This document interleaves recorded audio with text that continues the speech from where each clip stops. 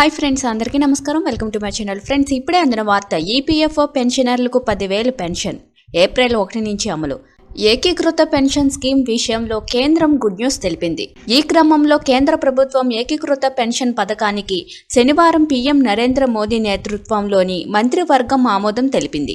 ఈ క్రమంలో కేంద్ర ప్రభుత్వం తన ప్రభుత్వ ఉద్యోగులకు జాతీయ పెన్షన్ పథకం కింద ఏకీకృత పెన్షన్ పథకం ఎంపికను అందించింది. ఈ క్రమంలో రాష్ట్రాలకు కూడా అవకాశం ఇస్తున్నట్లు తెలిపారు.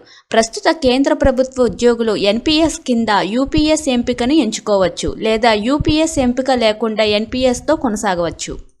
అంటే కొత్త పెన్షన్ పథకం ఇప్పటికే ఎన్పీఎస్లో ఉన్న ఉద్యోగుల కోసం వర్తిస్తుంది. ఇది పాత పెన్షన్ పథకం జాతీయ పెన్షన్ వ్యవస్థ రెండింటినీ ప్రయోజనాలను కలిపి తయారు చేశారు. ఇప్పుడు ఉద్యోగులు దీని నుంచి పెన్షన్ పొందుతున్నారు. యూపీఎస్ అనేది ప్రభుత్వ కొత్త పథకం.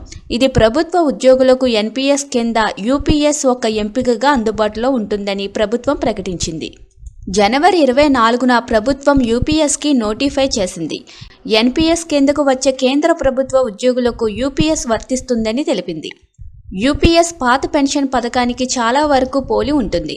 ఈ పథకం కింద ఉద్యోగి మరణించిన తర్వాత పెన్షన్లో 60% అతని కుటుంబానికి కుటుంబ పెన్షన్గా ఇవ్వబడుతుంది.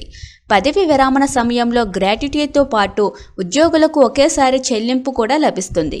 ఒక ఉద్యోగి కేంద్ర ప్రభుత్వంలో కనీసం 10 సంవత్సరాలు పనిచేస్తే అతనికి నెలకు కనీసం 10,000 పెన్షన్ లభిస్తుంది. యూపీఎస్ని ఎంచుకునే ఉద్యోగులు భవిష్యత్తులో పదవి విరమణ చేసే ఉద్యోగులతో సమానమైన పాలసీ రాయితీలు, విధాన మార్పులు, ఆర్థిక ప్రయోజనాలు లేదా ఏ విధమైన ప్రయోజనాలను పొందలేరని నోటిఫికేషన్ స్పష్టం చేసింది. యూపీఎస్ని ఎంచుకునే ఉద్యోగుల పదవి విరమణ నిధి 2 భాగాలను కలిగి ఉంటుంది. ఒకటి వ్యక్తిగత నిధి, మరొకటి పుల్ నిధి. వ్యక్తిగత నిధికి ఉద్యోగి ప్రభుత్వం నుంచి సమాన సహకారం ఉంటుంది. పుల్ ఫండ్లోని ప్రభుత్వం నుంచి అదనపు సహకారం ఉంటుంది. ఈ నోటిఫికేషన్ ద్వారా 23 లక్షల మంది ప్రభుత్వ ఉద్యోగులకు యూపీఎస్, ఎన్పీఎస్ మధ్య ఎంచుకునే అవకాశాన్ని కల్పిస్తుంది. రాష్ట్ర ప్రభుత్వాలకి కూడా యూపీఎస్ని ఎంచుకునే ఛాన్స్ ఇస్తుంది. రాష్ట్ర ప్రభుత్వాలు యూపీఎస్ని ఎంచుకుంటే లబ్ధిదారుల సంఖ్య దాదాపు 90 లక్షలు కానుంది. యూపీఎస్ ఏప్రిల్ 1, 2025 నుంచి దేశంలో అమలు చేయబడుతుంది.